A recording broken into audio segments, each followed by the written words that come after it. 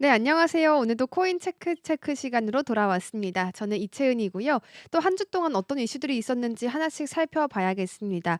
암호화폐 시장에 뜨거웠던 이슈들 하나씩 말씀드리겠습니다. 가장 먼저 소비자 신뢰도와 관련된 이야기가 있었는데요. 14년 내 최저라고 합니다. 암호화폐 시장 또 비트코인에도 영향을 주고 있다라고 하는데요. 미국의 주요 경제 지표 발표가요. 이번 주 암호화폐 시장에 영향을 미칠 전망이 뜨겁게 나오고 있습니다. 경기 침체 우려와 또 금리 정책에 대한 방향성들 또 고용 시장 둔화가 복합적으로 투자 심리에 좀 작용할 것으로 보이고 있죠. 미국 컨퍼런스 보드가 발표한 소비자 신뢰 지수는 4월 86.0이었는데요. 2011년 이후 최저치를 기록한 수치가 되겠습니다. 이는 향후 6개월 동안 소득과 고용 그리고 사업 환경에 대한 기대 지수들이 급감한 결과가 되겠습니다. 높은 관세 또 물가 부담들이요 소비 심리를 더욱더 악화시킨 모습이었고요. 이러한 상황들은 또 투자자들이 위험 자산을 회피하게끔 만들 수밖에 없겠죠. 암호화폐 투자 위축을 초래할 수가 있겠습니다. 그러나 장기적으로는 또 비트코인이 인플레이션에 대한 해지 수단으로서의 매력을 가질 수 있겠다라는 점도 부각이 되고 있습니다. 연방 공개시장위원회는요, 이 5월 회의록을 이번 주에 공개하게 되는데요. 연준의 금리 동결이나 인상 기조가 또 달러 강세로 이어져서 비트코인과 같은 위험 자산 가격에 부담을 줄 수 있겠습니다. 또 신규 실업수당 청구 건수가 고용시장 둔화를 반영하고 있기도 한데요. 주간 신규 실업수당 청구 건수는 22만 7천 건으로 소폭 감소를 했지만 지속 청구 건수는 또 증가한 모습이 되겠습니다. 이는 고용 안정성에 대한 약화, 실업 증가 가능성을 나타내기도 합니다. 마지막으로 4월 개인 소비 지출과 물가 지수 발표가 또 금리 정책 결정에 중요한 역할을 하게 될 텐데요. 예상보다 낮은 물가 상승률은 금리 인하에 대한 기대감을 키우게 될 것이고 또 낮은 물가 상승률과 함께 암호화폐 시장에 긍정적으로 작용을 할 수가 있겠습니다. 하지만 높은 수치가 나온다면 달러 강세를 부추겨서 부정적인 영향을 줄 수 있겠다라는 점도 우리가 염두에 둬야겠습니다. 트럼프 쪽에서 또 관세 연기에 대한 이야기도 내놓았죠. 이와 함께 비트코인이 좀 상승세를 보였다라는 점도 짚어드리겠습니다. 트럼프 미국 대통령의 유럽에 대한 관세 부과 연기로 위험자산 투자 심리가 회복이 되면서 비트코인은 상승세를 이어가고 있습니다. 최근 11만 1,800달러라는 고점을 기록한 비트코인은요. 단기 조정 이후 상승 흐름을 또 보여주고 있는데요. 기술적 분석에 따르면 비트코인은 12만 달러를 돌파할 가능성이 높다라고 분석이 이어지고 있습니다. 현지 시간으로 26일 기준으로 뉴욕에서 비트코인은 2.23% 정도 상승을 했고요. 이더리움, XRP, 또 솔라나, 카르다노와 같은 주요 알트코인들도 상승세를 보여줬습니다. 비트코인의 이 고점 경신 이후에 시장은 낙관론과 신중론이 함께 공존을 하고 있는 모습이 되겠습니다. 유럽 관세 부과 시점을 6월 1일에서 7월 9일로 연기를 하게 되면서 시장에는 안도감이 좀 형성이 됐습니다. 주요 기술적인 지표들은 비트코인의 상승세를 지지하고 있는데요. 비트코인은 11만 1,800달러 고점 이후 조정 국면에 좀 들어서긴 했습니다만 현재 가격대는 주요 이동평균선과 0.618 피보나치 되돌림 수준에서 강한 지지를 보이고 있습니다. 이러한 신호와 함께 시장 구조는 좀 안정적이고 또 비트코인은 지속적으로 고점과 저점을 높여나가고 있습니다. 이는 10만 6,500달러 지지선이 유지가 되면서 상승세가 지속될 수 있음을 의미하기도 합니다. 암호화폐 투자자인 랜덤 크립토 팔과 또 케빈 티는요, 비트코인이 유럽 관세 지연으로 모멘텀을 얻어서 상승할 것이다라고 전망을 내놓기도 했습니다. 하지만 10만 6,500달러 그 지지선이 유지가 된다면 12만 달러 돌파 가능성도 굉장히 높은데요. 암호화폐 분석가 카르펜 옥텀은 비트코인이 단기 조정 이후에도 긍정적인 가격 움직임을 보일 것으로 예상했습니다. 그러니까 12만 달러는 주요 기술적 목표이자 심리적인 저항선으로 앞으로도 작용할 전망이 되겠습니다. 다음으로 블랙록 소식도 전해드리겠습니다. 이더리움과 관련한 이야기였네요. 이더리움이 이번 주 시장에 큰 주목을 좀 받고 있습니다. 특히 블랙록이 5,280만 달러 규모의 이더리움을 추가로 매수하면서 이더리움의 가격 하락세 속에서도 포트폴리오를 확대해간 모습이었습니다. 같은 날 이더리움 ETF는 5,860만 달러의 신규 자금 유입을 기록하기도 했습니다. 조금 더 자세히 주제별로 살펴보면요. 스마트머니는 공포 속에서 움직인다. 이러한 주제가 있었습니다. 이더리움 ETF로의 5,860만 달러 유입은요, 우연적인 사건은 아니라고 합니다. 기관 투자자들은 시장의 공포 속에서도 전략적으로 움직이고요. 또 가격이 하락하게 된다면 그 시점에 맞추어서 할인된 자산에 매입하고 또 시장을 주도하곤 하는데요. 블랙록의 5,280만 달러 매수는 그들의 장기적인 전략을 드러내는 부분입니다. 개인 투자자들은 가격 하락에 흔들릴 수는 있지만 기관 투자자들은 냉정하게 기회를 기다린다고 하는데요. 현재 비트코인 가격은 10만 8천 달러 이상이고요. 또 이더리움의 가격은 2,500만 달러 이상을 유지하고 있습니다.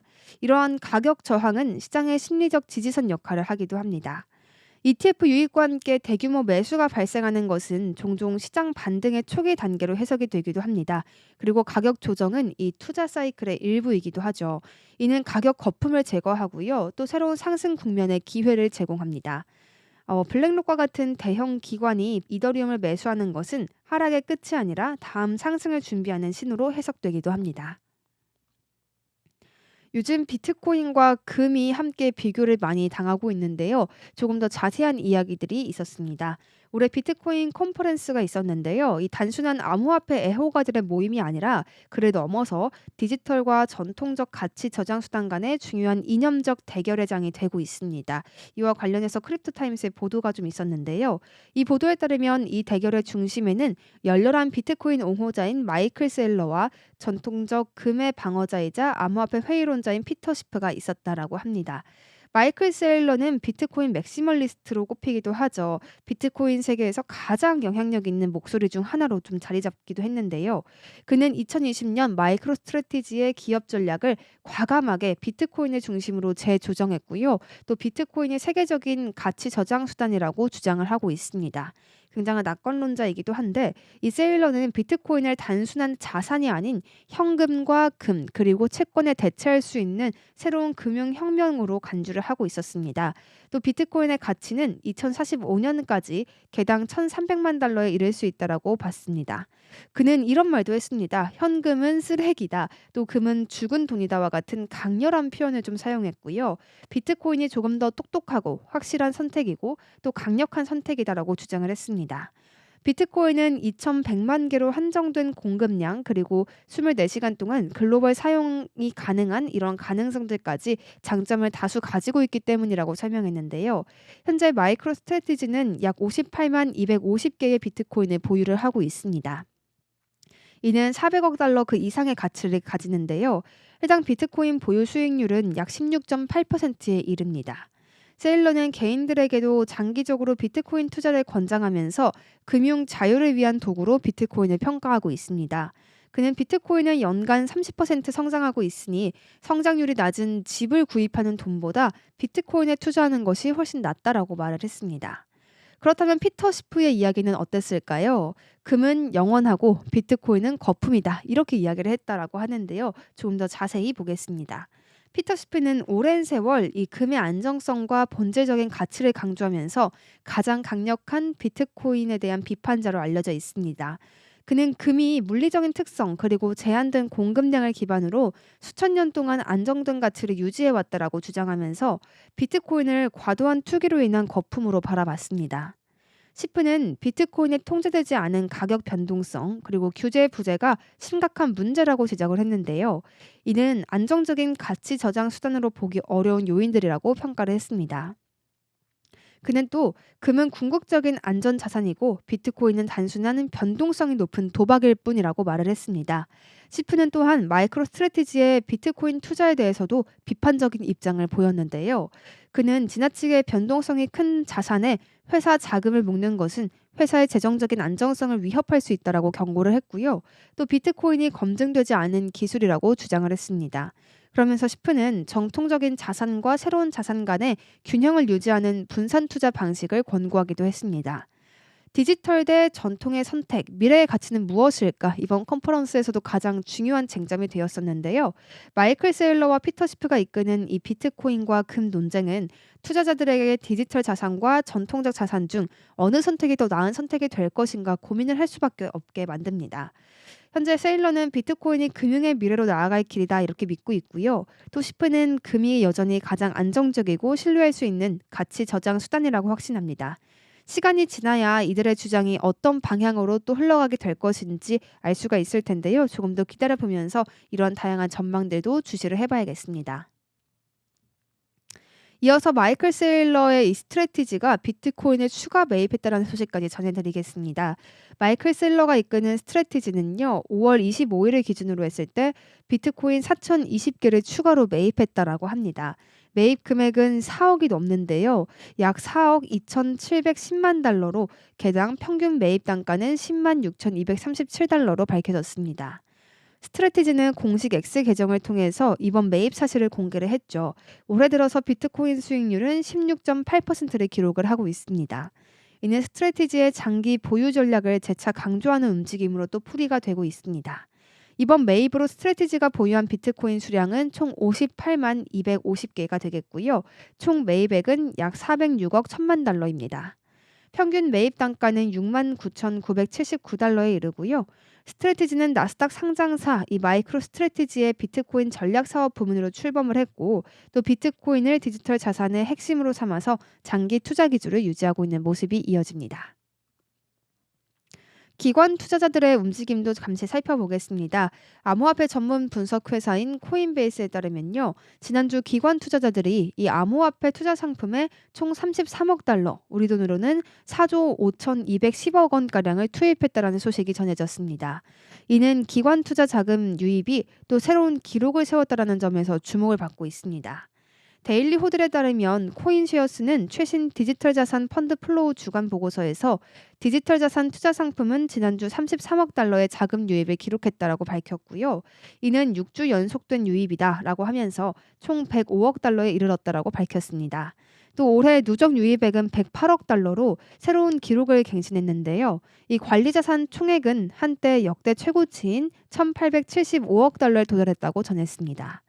이와 관련해서 코인쉐어스는 미국 경제에 대한 우려, 또 무디스의 신용등급 조정, 국채 수익률 급등이 투자자로 하여금 디지털 자산을 통한 다각화를 모색하도록 유도한 것으로 본다고 설명을 했습니다. 미국 시장을 주도하는 비트코인이 계속해서 강세를 좀 보여주고 있는 모습이죠. 지역별로는 미국이 총 32억 달러의 유입으로 국제적으로 압도적인 비중을 차지한 모습이었고요.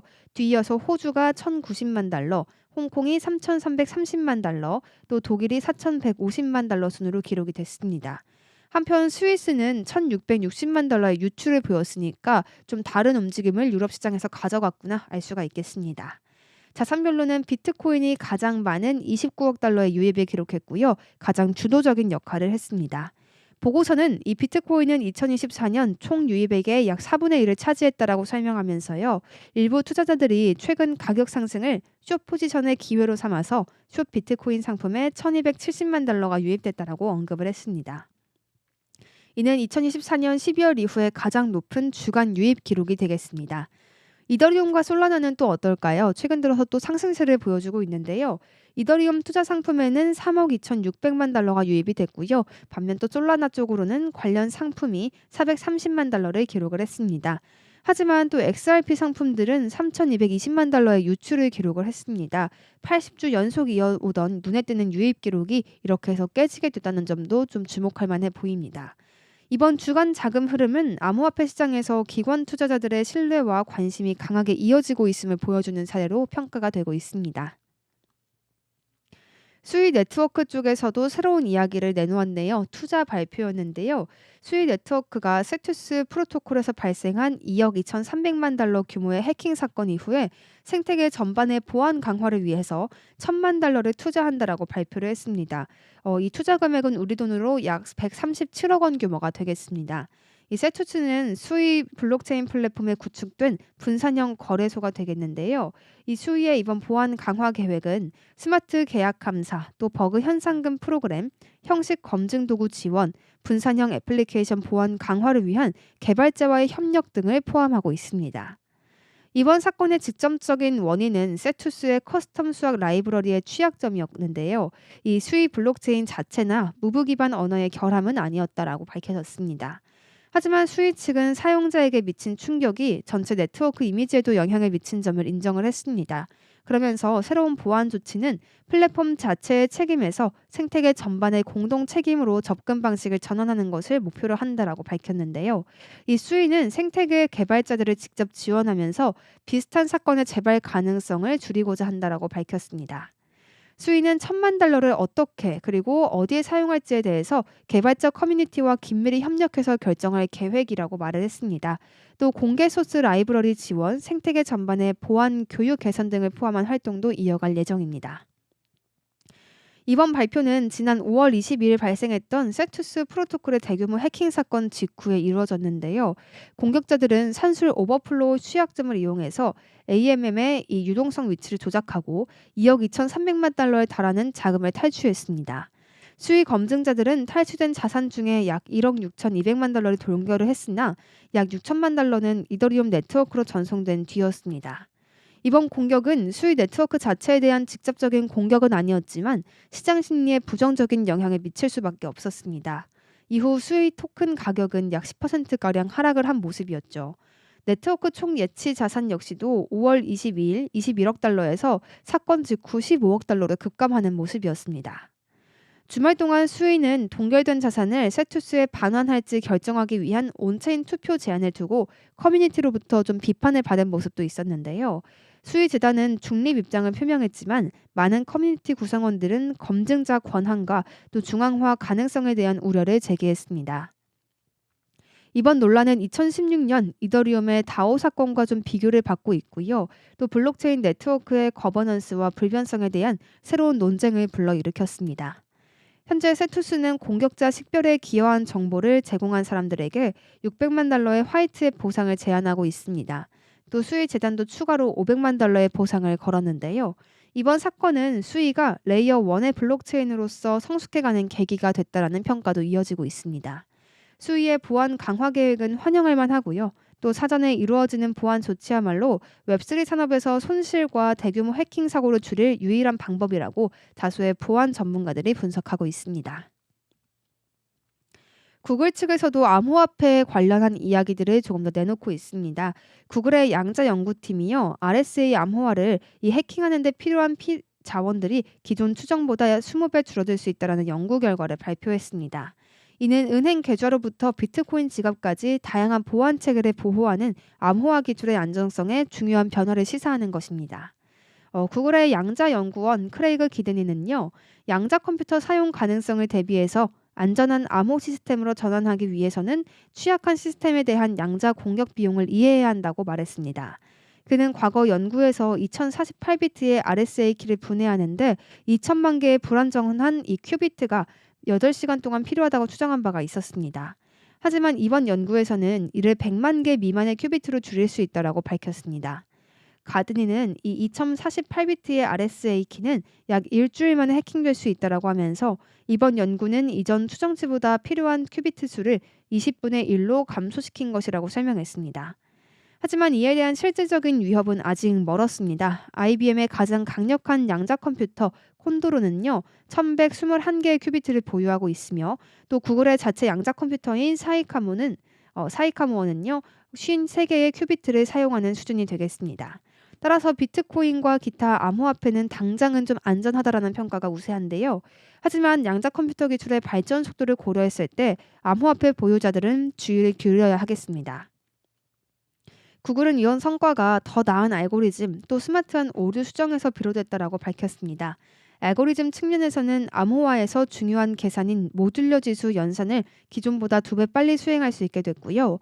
오류 수정 분야에서는 로직 큐비트의 공간을 이 밀도를 3배 증가시키는 새로운 레이어를 추가해서 동일한 물리적 공간에서 더 많은 양자 연산을 처리할 수 있도록 했습니다. 또 연구진은 매직 스테이트 컬티베이션이라는 기술을 도입해서 양자 컴퓨터가 복잡한 작업을 보다 효율적으로 수행할 수 있게 했고요. 또 이를 통해서 양자 연산에 필요한 자원을 줄이는 데 성공하기도 했습니다.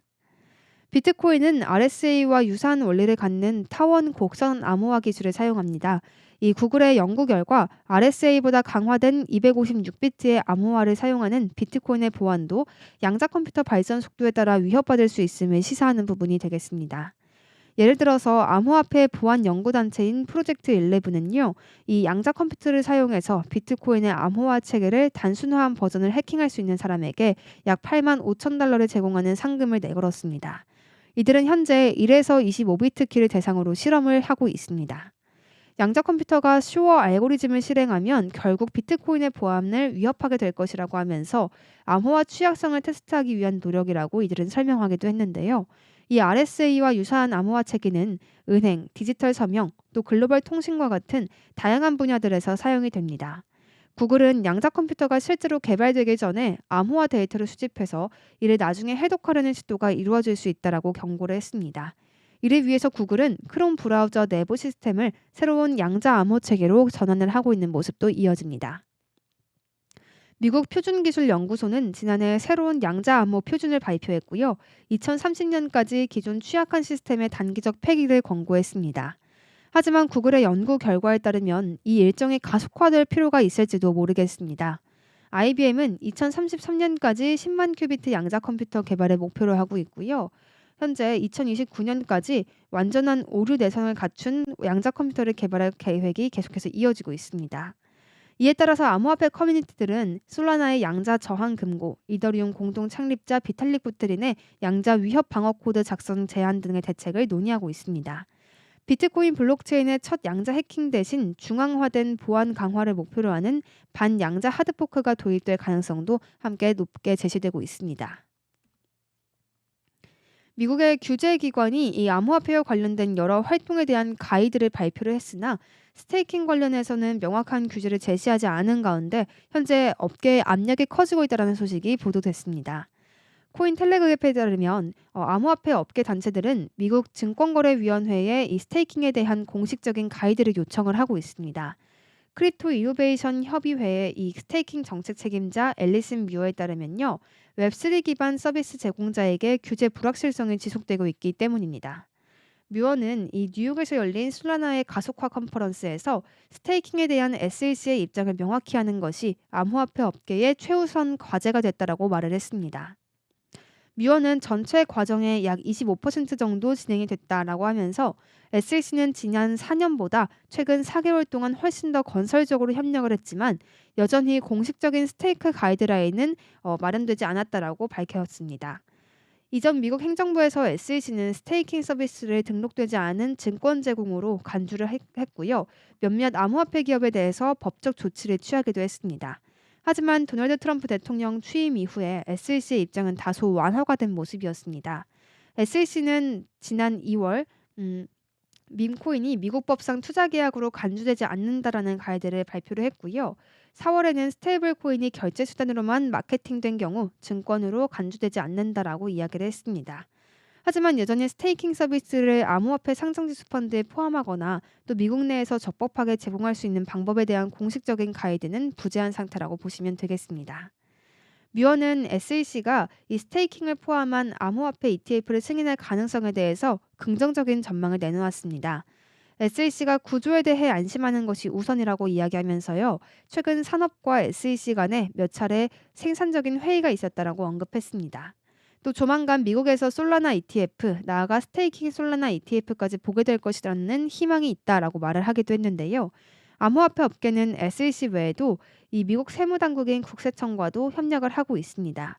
뮤어는 국세청이 최근 스테이킹 보상 소득을 서비스 소득으로 간주한다라는 성명을 발표했지만 이에 대해 업계는 반대 입장을 유지하고 있다고 전하기도 했습니다. 또 이에 더해서 우리는 IRS의 해석에 동의하지 않으며 계속해서 논의를 이어나가고 있다라고 이야기도 했습니다. 다양한 이슈들이 있었는데요. 이번에도 이렇게 좀 논의들이 다양하게 이어지면서 당국에서도 빨리 대안을 내놓는 것이 중요해 보이는 상황입니다. 이어서 파이콘에 대한 이야기도 잠시 짚어드리겠습니다. 대규모의 매도 압박 속에서 급락 위험을 좀 직면해 있는 모습인데요. 크립토폴리탄에 따르면 파이코인의 가격이 대규모 토큰 이동과 또 매도 압박으로 인해서 하락할 위험에 처해 있다는 소식이 전해졌습니다. 투자자들이 자신들의 지갑에서 탈중앙화 거래소로 이동하면서 매도에 나섰고, 이는 코인에 대한 수요가 제한적임을 보여준다는 소식이었는데요. 이 파이코인의 가격은 지난주에 6%가량 상승을 했지만 현재는 또다시 하락을 하면서 이번 달 최고치에 대비해서 53%가 넘게 하락하는 모습이었습니다. 이는 주요 암호화폐 중에서 성과가 가장 저조한 편에 속한다라고 전해졌습니다. 이렇게 해서 한 주간의 이슈들을 전해드렸습니다. 암호화폐 시장에서도 정말 뜨거운 내용들이 다뤄지고 있는데요. 또 다음 주에는 어떤 소식들이 있을지 기대해 주시고요. 저희와 함께 해주시죠. 함께 해주신 여러분 고맙습니다.